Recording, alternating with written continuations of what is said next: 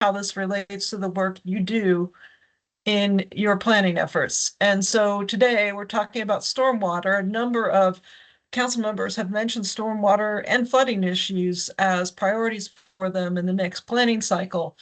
And so as you're hearing things today, think about things you might want to take back and talk with your council about as we do the next plan update, including stormwater regulations that apply to your communities and your region, the National Flood Insurance Program and how that's implemented in your region, long-term maintenance of stormwater systems. It's not just about getting them there, but maintaining them, financial support that's available for stormwater management, and how does your regional water plan address stormwater? So our speaker is going to address the first four of those, and the last one is one you might want to have a discussion with your own council about later.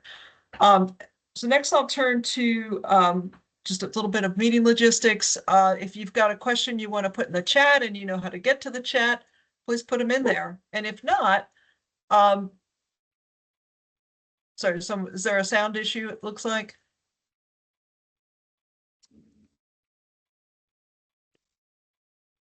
I don't hear one on my end. Yeah, we don't hear a double sound. Mike Berg is having trouble. Mike, keep us posted maybe after everyone turns off their sound. Oh, Keith, you're not getting any sound either. I wish we could troubleshoot those for you, but it might be best to leave and come back. Often works.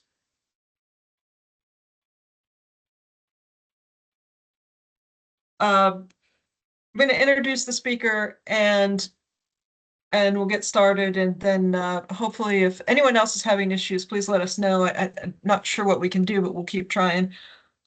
We did have two speakers today, Catherine Atterbury and Caroline Smith. Catherine is sick and wasn't able to participate with us.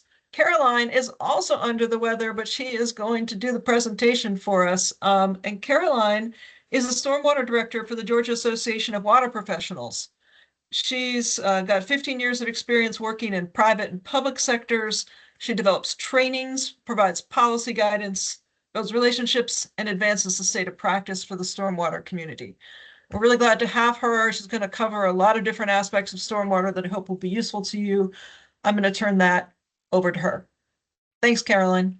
All right. Good morning, everybody. I am going to power through and apologize. I might have to mute and cough for a bit, but and Catherine, I know, is disappointed to not be here. I guess we just kick it off. I grew up playing in the creeks of Atlanta, so stormwater is very important to me, and I'm pretty excited to have found a career where I get to do it every day. I know some of this might be basic for some of y'all, but I just want to kind of cover all the bases. We are, let's see, the slides are advancing. Did that work? Did y'all see the slides advancing? Still, yes. We've been having a little trouble with that. Good. Okay, excellent. All right, we're going to kind of talk about general, comprehensive different parts of stormwater we can talk about, from watershed planning, erosion sediment control, floodplain management, pollution prevention, operations and maintenance, development requirements, the holistic stormwater approach. And I'm very excited to be talking to y'all because stormwater, well, actually, let me move on. We're going to go back to your 5th grade science class real quick to clarify what we're talking about. In the water cycle, we have precipitation, but what we're talking about now is the runoff from either from rain or from snow. So these parts down there. And as you may have noticed, the Atlanta general, this is metro from Catherine's slides and the metro rainfall from their district updates, but this is applicable to the entire state, that we're getting kind of this generally the same amount of rain, but we're getting in more intense bursts, and the patterns are changing, so we have to worry more about increased amount of runoff in shorter amounts of time. This is also from, I said I'm doing Catherine's slides now, so I hope I'm covering all of her major points, but they did some studies there, but they're predicting a 16% increase from up in 2040 of rainfall storms. And this is important because this will change your design storm. So when you have you're designing pipes or any kind of stormwater system, You design it for a quote design storm. And you also may have heard about Atlas 15 from NOAA will be releasing this year, which will be the new predictive rainfalls that you'll use for your design storms. And the main takeaway from this is that they are increasing and the intensities are increasing. And switching back to our fifth grade science class, a watershed is basically an area that drains into a river, lake, or any other body of water. So if you know Peachtree Road, Atlanta is one of the dividing lines for the subcontinental divide. So if water falls on the west side of Atlanta, it goes to the Gulf. If it falls on the east side, it goes to the Atlantic. That's the big watershed difference. Where also they wanted to talk about just generally, just to remember that rivers are not meant to be channelized. They like to move, they like to wander, they're constantly changing, and they're always seeking to maintain equilibrium. And long-term changes to the watershed will force the river to find a new equilibrium. And she has a map here from the Army Corps showing the path of a river over, I think it was 100 years there, where you can just see how it wants to keep moving. And we have to deal with the effects of that being now confined by development. The people like to build along the river, they like to see the rivers, but then the rivers start trying to move closer and closer to their houses. So we're going to talk a little bit about some of the regulations that apply to during stormwater, because the stormwater is directly tied to land use. So one of the first ones that will come up is the Georgia Erosion and Sediment Act of 1975. This will be right after the Clean Water Act was passed in 1972. And that is regulation applies to stream buffers and sediment and erosion control. And like I said, they already know what a stream buffer is, but it's it's a strip of natural vegetation along the stream bank, a lake, or other body of water that separates the water from developed areas, such as your lawns, your homes, your buildings, roads, driveways, and whatnot. And what you may remember is that the buffers, they help slow down the water and they help filter it and help reduce this, so slow down the water as it gets to the rivers. Without stream buffers, you're going to see erosion increasing in the creeks because the water is just shooting into your rivers. It also helps to reduce the pollutant load that's coming from the runoff. And it also not just from the physical slowing of the water, but the root systems really help hold those banks in place. And some of the benefits of stream buffers are, like I said, slowing down the water, filtering the pollution. They help with the stabilization through the roots, and they provide shade, food, and habitat. And the vegetation also can help with mitigating air pollution. The Georgia Soil and Erosion Act and the coastal marshlands requirement for the stream buffers, or we have a 25 statewide buffer on all stream banks. Some municipalities might have increased that, particularly upstream of, say, a water intake where your water treatment system, because the cleaner the water coming into your system, the less expensive it's going to be to treat it. So you'll see they'll have a 125-foot buffer maybe above a stream intake, but that is, based on the local municipality regulations, not the state regulations. There's a 50-foot buffer on any of y'all that are lucky enough to have trout streams, mostly up in North Georgia. And like I said, you can have exemptions or variances based on that.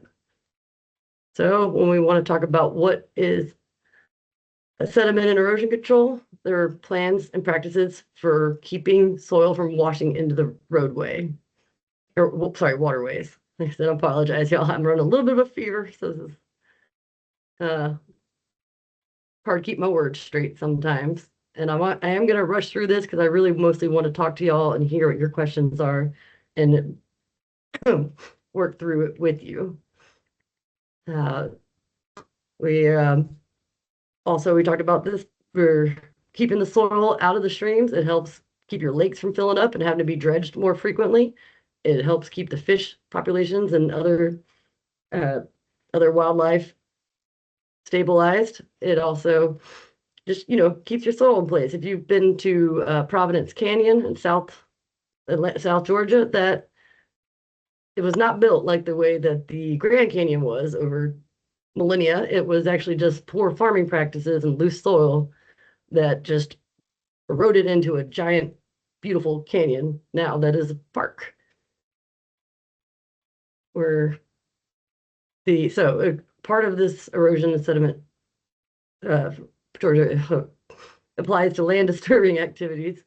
It requires permits for best management practice for any land disturbing activity. So you're thinking about construction, you got your erosion fence, you might have some some rolls around your stormwater inlets to keep the soil from going through, and this is implemented through the Georgia Soil and Water Conservation Commission or through a local issuing authority, which is basically when a local municipality has an agreement with the state saying, we will handle all of these activities. It also includes inspecting and enforcement provisions for during construction. You'll have to keep that, or you'll have to prove that you are actually maintaining these practices during construction. And you go out after a rain. Have you all heard about this? You have to go out after a rain and make sure that after an inch of rain, make sure there's not 10th inch of rain. Sorry. We're also wanted to talk about floodplain regulations. I'm sure that every single one of y'all have floodplains. You may not have mapped floodplains, as in they're not on the flood insurance maps, but you do have areas that will flood. And also just because an area is not shown as a floodplain on a map does not mean it won't flood. That's another thing to remember.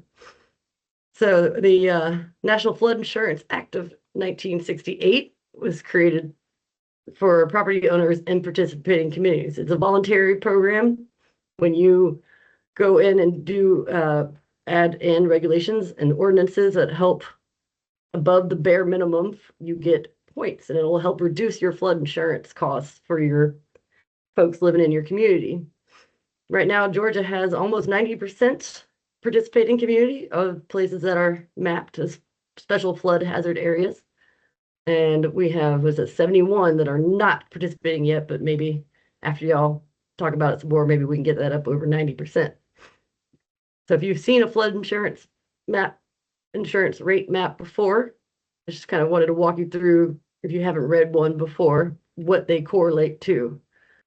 So right here on that orange circle area, that is your floodway. So that's what's carrying what they call the 1% flood, or you might have heard it called a 100-year flood. And that is your highest area of hazard. And then so you can correlate that to where that be the house right next to the river. And then moving up, we'll have this is the general, not the floodway, but the 100-year flood area, or the 1% flood. And that, correlates to a little further back, a little better, but not better. But if you want to think about this in a 30-year mortgage, what does that mean? That means that you have, if you're in you have a 10% chance if you're in the 10-year flood. If you're in the 100-year chance, you got a 26% chance of flooding during your mortgage. And then if you're, sorry, I wrote that backwards. If you're down in that floodway, you have a 95% if you're in the closest in, and a 10% chance of flooding. Does not mean that one in out of your 10 years you're going to flood. It could be back to back. You could get a 100-year flood followed by a 100-year flood followed by a 500-year flood. Now, and then these are just correlating to that map we were just looking at. So the benefits of floodplain management, in addition to the rate reductions you can get by participating in the program, it also increases public safety. You want to make sure that your emergency vehicles can get to your people, that they can, your bridges aren't going to be flooded, and you don't have communities that have maybe one access point, that the one way in has got a bridge that floods. It helps protect property. This is, your home is often your most valuable investment that you have. and you want to keep them safe, and it saves tax dollars when you don't have to come back afterwards and try to clean up from a flood. As you know, it's easier to prevent than it is to recover from one. And additional, there's a avoiding of liability and lawsuits that come along with such things. So we had the legal definition of stormwater. This is what it says in the Federal Register. Um, that's the, yes, official definition. It's kind of broad and it's obvious, but it's more helpful to think about the hydrological cycle and how that directly impacts the developed landscape. And that's what we're going to talk more about now. People often think of stormwater as a nuisance, but it's actually a resource. This is what recharges your groundwater. This is what keeps your crops growing, keeps your garden going.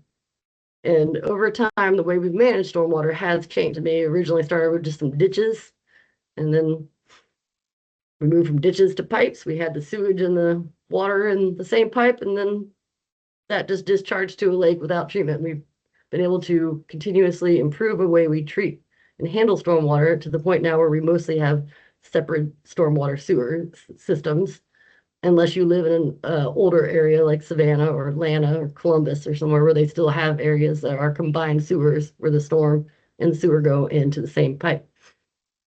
And when you look at the human system, that is often what we're considering about is getting the water away from people. You know, their early systems were designed to address the quantity of water, get it off the roads, keep the roads clear, get it away from people's houses, and into the creek as fast as possible. And over time, you've seen the impacts of that where the creeks are getting blown out and the erosion has increased because we've taken the water instead of letting it slowly infiltrate through the ground into the creek. It's now getting piped in there at fast speeds during these big storms. And as your communities grow, you're going to have more runoff to deal with. And with them, you need to start thinking of ways that you can work on it together. Because the watersheds do not stop at a county line or a city line. This is the great part about this council is y'all get to work together to come up with regional solutions or watershed-based solutions, which is the ideal way of dealing with stormwater when you can. And we'll talk about more of these impervious system services. And that's basically anything that won't let the water soak in. So that can be your rooftops, your roads, which is your probably largest stormwater system that you have is actually your roads, managing how water gets through the, I'm sorry, the stormwater system. Usually collects on the roads, goes to pipes to the creek. Now, and with the increase of impervious system, with that runoff, especially that first inch of runoff you get, the first inch of rain is going to wash it's going to be the most pollutant heavy part of it. They call it the first flush. And if you think about the more impervious system you have, the more impacts you're going to have on your creeks and your river, which are often important for tourism, recreational activities, fishing, swimming, and general recommendations. So in a natural system, like our original would have been 80 to 90% infiltration. And as your development, and when you get up to more developed areas, you're going to get up to a 90 to 100% runoff and very little infiltration. We're going to, right there, you see that. And most of y'all are going to be somewhere in between that. I don't think you know on that. We talk about that first flush. You're going to talk about the types of things that are getting picked up by this rainwater as it moves rapidly across these surfaces. They're going to increase your sediment load in the creek. It's going to pick up nutrients, which may sound like it's going to be feeding your creek, but you get too much of those, you're going to get algae blooms and impacts to reducing oxygen. You're also going to pick up pathogens from all the dog poop and all the other miscellaneous animals out there. You're going to get trash and debris. You're going to get hydrocarbons from oil and you're also going to pick up plenty of other toxic materials. And the other important one to think about is thermal pollution, especially if you have trout streams. You raise the creek temperature and your trout will not survive. And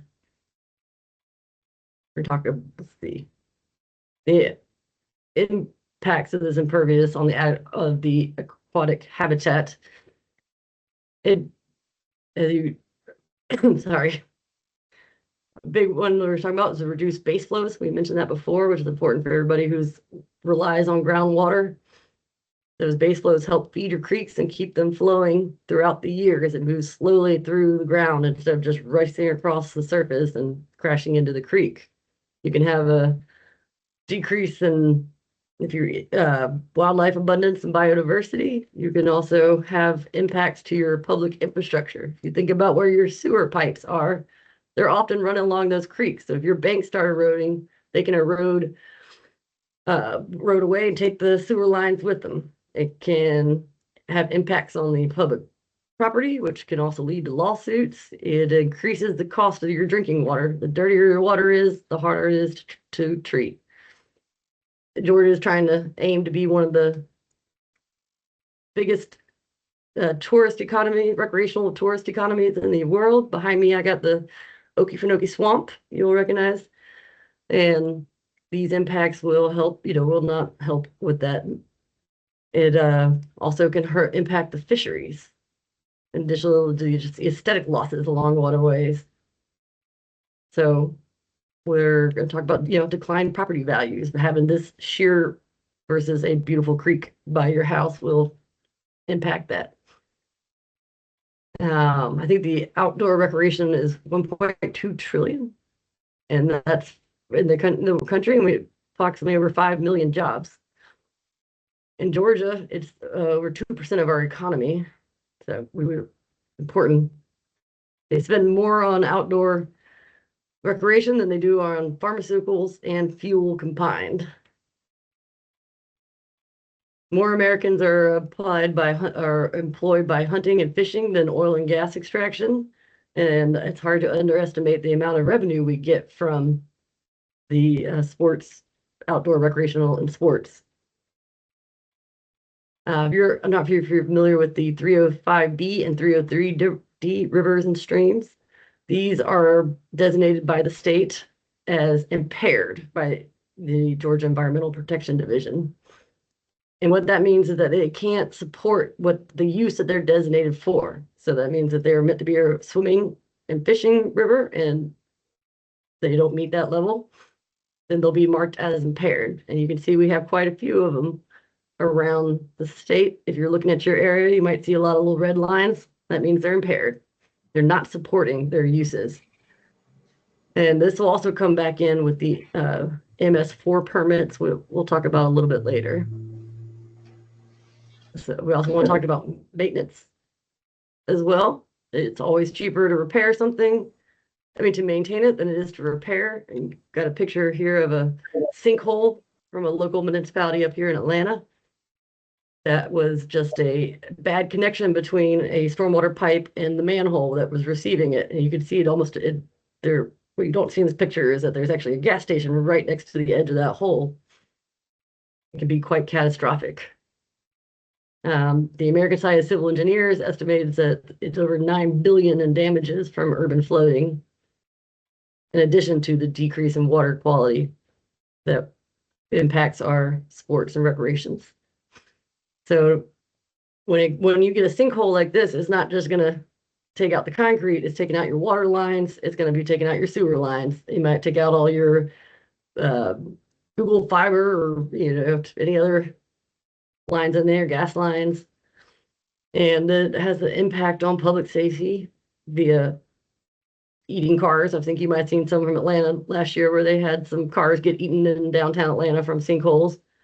And it also impacts emergency access, being able to get your EMTs and your fire places during big storms. We're going to now take a kind of a bigger overview of these regulations and a timeline of how they have impacted. So if you might remember back in the But up until, the 1960, was it 1968? I think it was when there was a famous picture in the Times magazine about the rivers catching on fire, which kind of spurred this movement to get some protections in place for the environmental protections in place. And Richard Nixon signed that in 1972 with the Clean Water Act. And in Georgia, we had our first field erosion and control, sediment control, what you might have heard called the Green Book, which handles the erosion sediment control during construction. And then following that, we had the Environmental Protection Division, the EPD. They issued their first stormwater permits, started back there in 1992 through 95, where they had the construction general permit, the industrial stormwater general permit, which applies to industries that have stormwater exposure. We have phase one of the municipal separate storm sewer system, the MS4 we call, that's a lot easier to say. And followed by the phase ones are going to be your big cities like Atlanta or Savannah. And we got, I think I saw on here on the call. And there are not going to be any more phase ones. Everybody who comes after this falls in the phase two, which now we have coming, which started in about 2002 when we get the phase two permits. We have in 2016, we have the Blue Book, which is the Georgia Stormwater Management Manual, and update on that. So we're gonna also want to talk about the change in this position, how we talked about before, or the point was to get the water to the creek as fast as possible, which we saw led to environmental degradation and decreased base flows and groundwater recharge. So now we're trying to look at not just quantity, but the quality of the water by adding in more practices, infiltration practices. You might have heard of green infrastructure. Like here is an example of a bioretention where the stormwater comes in. You can add in some plants to help with the uptake, and then this encourages water to infiltrate into the ground to mimic a natural system. And then the overflow can go into the traditional stormwater system, which we call usually the gray infrastructure, which is going to be your pipes and hard systems like that. Where the post-construction stormwater management for new development and redevelopment establishes minimum requirements and procedures for the proper management of post-construction stormwater runoff. These are meant to safeguard health and safety in the environment and the general welfare, and to minimize public and private property damage and to infrastructure, as well as protecting water and aquatic resources. So even this idea has shifted from what you might have seen the pond behind the Walmart with the chain link fence around it. It's the same idea, is to capture the water, let it infiltrate and slow it down from hitting the creek. But that's also kind of seeing water as a nuisance. You want to put that in the back of the parking lot where nobody's going to see it, and you're keeping anybody from falling in by putting that around.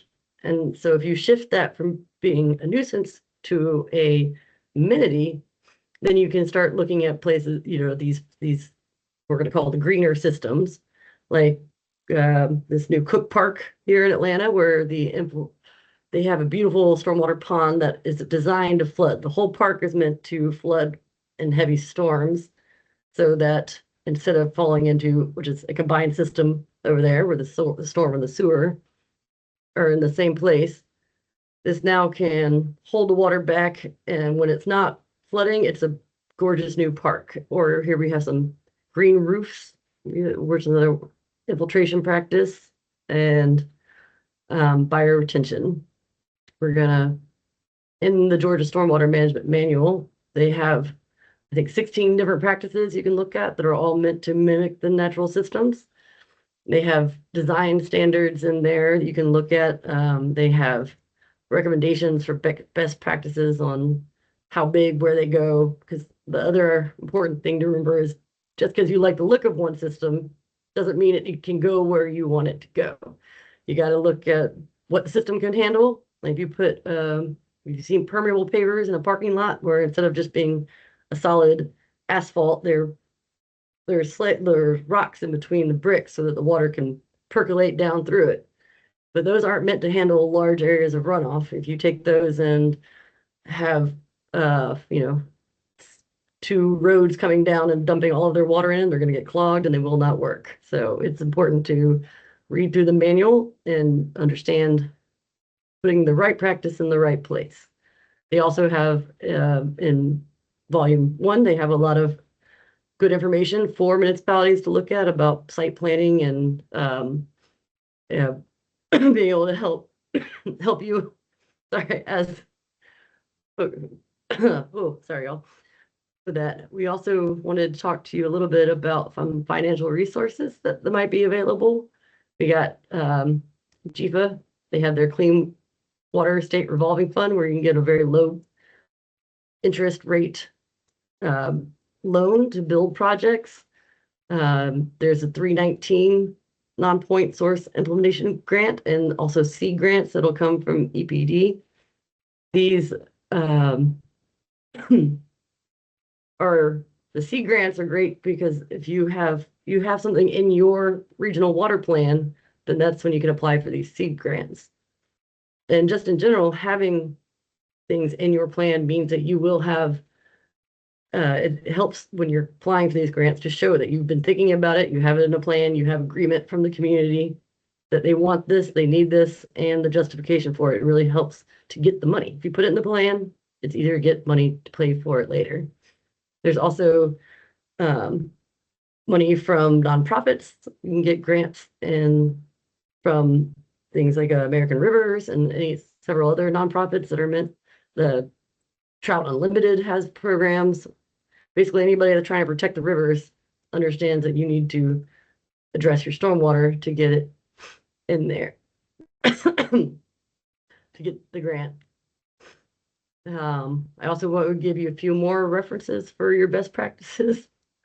We're looking at the Georgia Better Backroad Manual. That's really great for looking at how to implement stream crossings to make sure that if you have areas that need to be rebuilt, that you rebuild them for fish passage and other wildlife and animal. We got, as we mentioned, the Georgia Stormwater Management Manual, the Blue Book. There's a coastal supplement for you all down on the coast that also is just about to be released. They just did a big update for that we're excited about. The Green Book we talked about, the erosion sediment control in Georgia. Book that will have a lot of information about construction practices. And EPD's website has a lot of good resources as well, including the Stream Bank and Shoreline Stabilization Guidance book. There's also, if you go to the Georgia Soil and Water Conservation Commission website, they have sample checklists that you can look for. They have just a full page of guidance, and we can provide links to these to you afterwards as well. My organization, the Georgia Association of Water Professionals, we're developing stormwater trainings. There are other groups that do some private trainings as well. We're working on MS4 trainings right now and stream bank stabilizations and plan review training for stormwater are the big pushes that we have. We also are updating our guidance manual for small municipalities, stormwater for small municipalities guidebook, which includes how to kind of walk through setting up a new ordinance. And also, the Metro District does have model ordinances on their website that you can take and modify to fit your community. GIFA is the Georgia Environmental Finance Authority is releasing a new stormwater utility fee dashboard where you can look around and compare how much other people are charging for their stormwater utilities. If you're thinking about using that to help fund your stormwater program, that should be released this year. I know it's in a draft stage right now. They already have one for water and sewer rates. So if you want to see if you're charging a fair rate compared to another municipality of the same size or with the same permits that you have, you can click through and they'll give you a list, be able to compare those prices. So I just ran through a ton of information very quickly. So I'm hoping now we can get to the part where we talk. And once again, I'm sorry, I am under the weather, so I know this is hard to follow when I'm coughing the whole time. But thank you, and on behalf of Catherine, who's not here, it would, because she's even sicker than I am, we'd love to answer any questions or just have some discussion now. If anybody's interested, love to hear about what y'all are working on, or what you're thinking about for stormwater in your plan coming up. Any updates for that? Yeah, council members, any questions that you have or thoughts you have about how to incorporate this into regional water planning?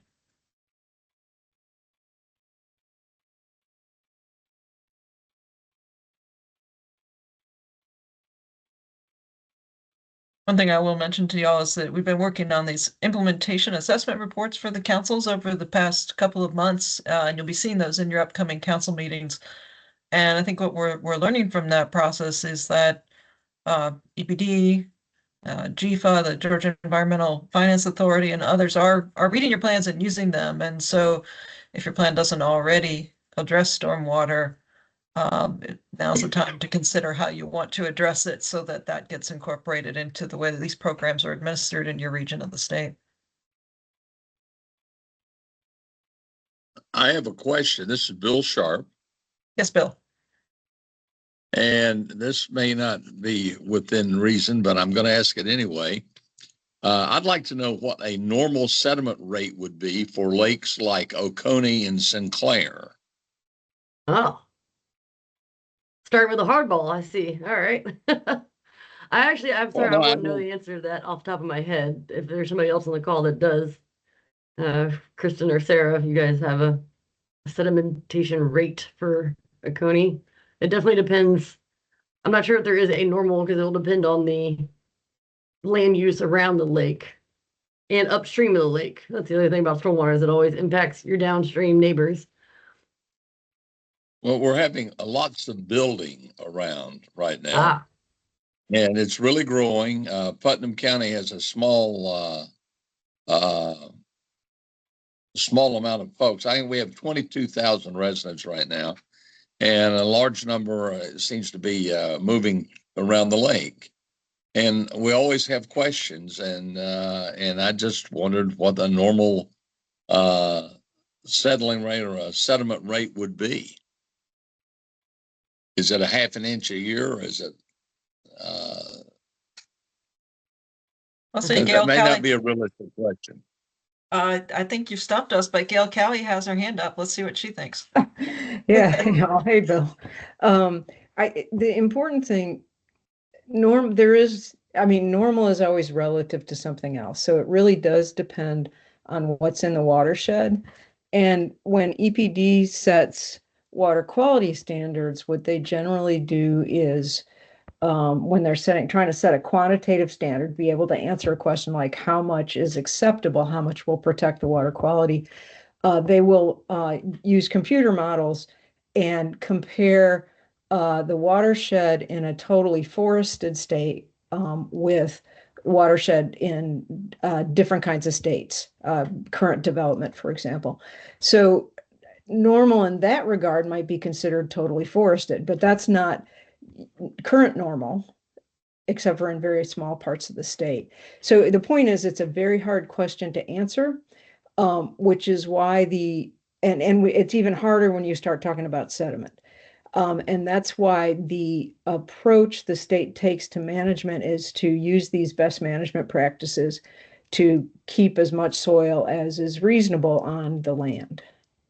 We can talk more about this at one of the Upper Oconee meetings if you're interested in that. I hope that's a little bit helpful. Very much.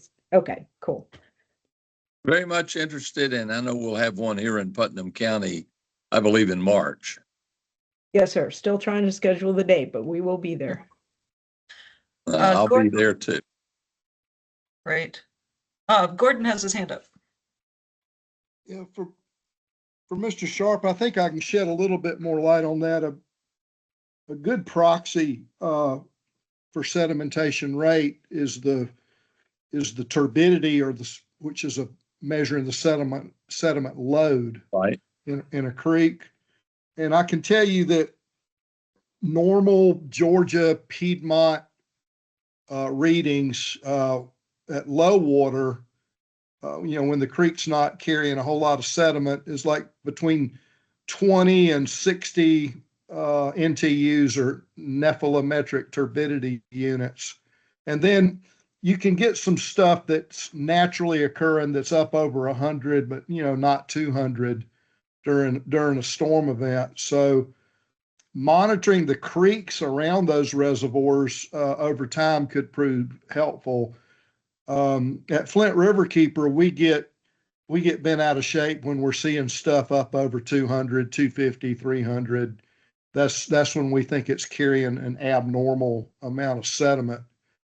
And then in terms of measuring the rates of actual sedimentation, we've always wound up having to spend a bunch of money when we get into legal situations and do core samples and prove what was recent sediment versus what was old sediment. And it's really, really expensive. And like Gail said, you get into modeling, and then you get into field testing your models, and then the lawyers argue about it. Well, I want to stay away from lawyers. Does Most Gordon, of us do. Gordon, can you tell us a little bit more, or maybe somebody else can, about NTUs and how that might relate to people in the real world? I don't know. Yeah. I don't even. I call them nephils, and they're like little baby elephants in the water. I don't know exactly what they are, but there there's this meter that you put in the water, and it throws light from a light source over to a sensor, and the amount of transmissivity of that light is what it's measuring. So the more turbid it is, the less light makes it across, and somehow it's related to these nephelometric units. And I'm off the edge of my map. That's all I can say. I like the little Well, elephants. I'm gonna look for them. Thanks. I'm familiar with doing turbidity, and so I will look further. I appreciate the input. It's just something that's important to us. Our water supply is Lake Sinclair, so and we also have folks. I think Piedmont Water takes out of Oconee as a water supply. Kristen, just a quick note. I'm sure at our next Upper Flint meeting, we're going to want to talk about what's in the stormwater coming off the airport. So maybe we can have some offline conversations about that. And Excellent. Ms. Smith, I really appreciate your presentation. That was perhaps the most complete presentation I've seen in one PowerPoint on stormwater in Georgia ever. So thank you. Oh, thank you. I could talk about it all day. I love stormwater. And it's hard to pick one thing. We can, it covers so much. It's hard to narrow it down for a short conversation. Very good. I appreciate it. Thank you, Carolyn. Thanks, Phil. Jomar Hay has his hand up. Jomar's from EPD. Hello, good afternoon, everyone. Yes, Carolyn, exceptional presentation. I definitely appreciate it. And from a past wastewater operator and treatment plant manager, I know the importance of managing your stormwater runoff. But so I've heard some talk about the supply of water in Lake Sinclair, and I just want to point out the fact that that's a Georgia Power operated lake, and any lakes that are operated by Georgia Power, they typically want to get you in a contract, meaning they manage and test and record and monitor the level of water based on how much power they can use, peaking, et cetera, et cetera. So they would also have a good understanding of the influx of sedimentation in the lake, as well as their dredging or dewatering schedule for said lake, or what would need to be done. So I just kind of wanted to throw that out there, that while Georgia Power would be hard to get a hold of, they would ultimately, know that specific answer, Bill. Thank you. Actually, Georgia Power is very easy to get in touch with, and I talk with them almost weekly. Oh, that's great.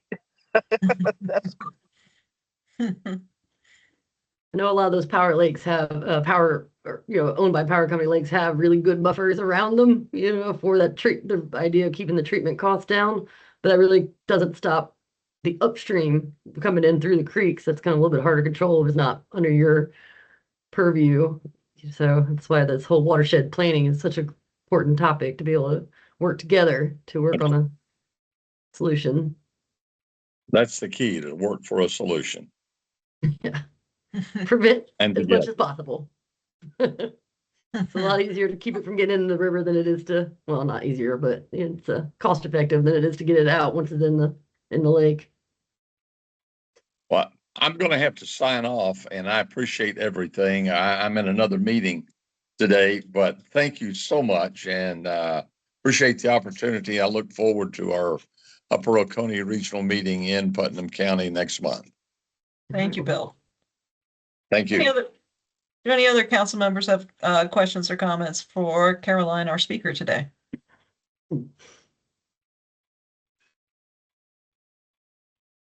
Steve Bailey, if you're trying to come off mute, give me a wave. No.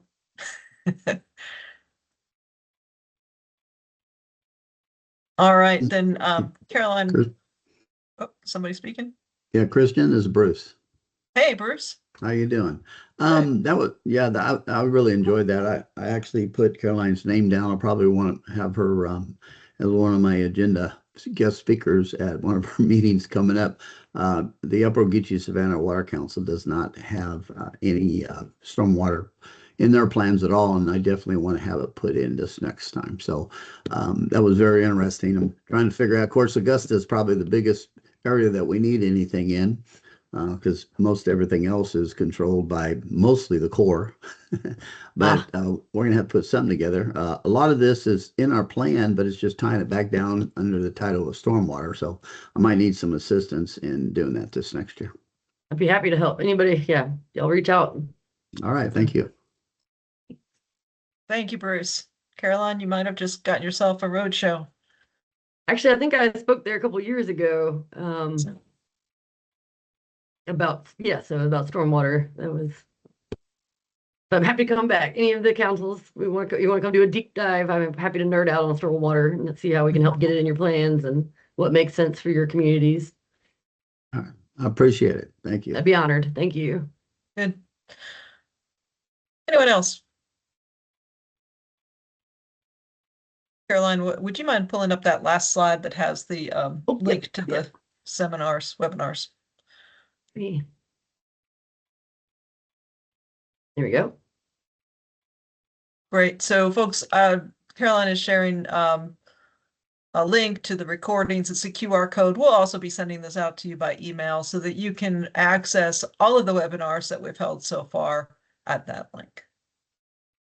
So we'll be in touch with the recording once it's posted, the slides, and information about the next webinar and your next council meetings. But very good to see you all today. And thank you very much, Caroline. We hope you're feeling better soon. Thank you. I'm better in person. So yeah, invite me to your council meetings. I'll do better next time. It was great. Thank you. And thanks, everyone. Enjoy the rest of your afternoon. Talk to y'all soon. Bye.